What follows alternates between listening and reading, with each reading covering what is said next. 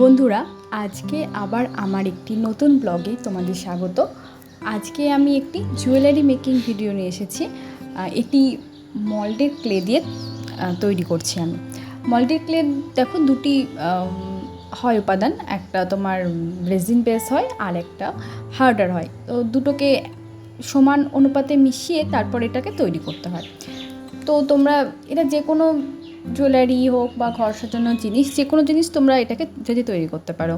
তো আমি আজকে একটা নেকপিস তৈরি করব। এটা একটা ফুলের উপর তৈরি করার চেষ্টা করছি। তো আমি প্রথমে এটা মিশিয়ে নিয়েছি, তারপর এটাকে আমি ভাগ করে নিচ্ছি। সমানভাবে ভাগ করে নিতে হবে, কারণ পাপড়িগুলো একই মাপের হতে হবে। তো দেখো, তারপর আমি একটা সেফটি পিন দিয়ে বা সুচ দিয়ে যে কোনো কিছুটা, যে কোনো টুলস দিয়ে তুমি এটা কিছু ডিজাইন করে নিতে পারো। মানে পাতার উপর যেরকম একটা ডিজাইন, হালকা যেরকম ডিজাইন করা যায় সেরকম করে নিয়েছি। তারপর এটাকে তৈরি করছি। হ্যাঁ, যদি একটু শক্ত হয় তাহলে তোমরা আঠা ব্যবহার করতে পারো, তবে আমি আঠা ব্যবহার করছি না, এভাবেই তৈরি হয়ে যাচ্ছে।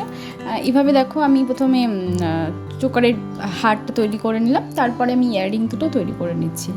আর এর নিচে কিছু একটা বিটস ঝোলাবো বলে এটা দেখো একটা আইপিন লাগিয়ে নিয়েছি। শুকিয়ে যাওয়ার পর এটাকে আমি কালার করব।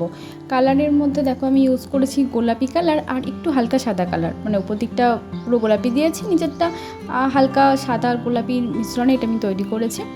আর ওপর একটু গোল্ডেন কালার দিয়েছি। তবে গোলাপি রঙটা শুকিয়ে যাওয়ার পরে কিন্তু গোল্ডেন কালারটা দিতে হবে। হ্যাঁ,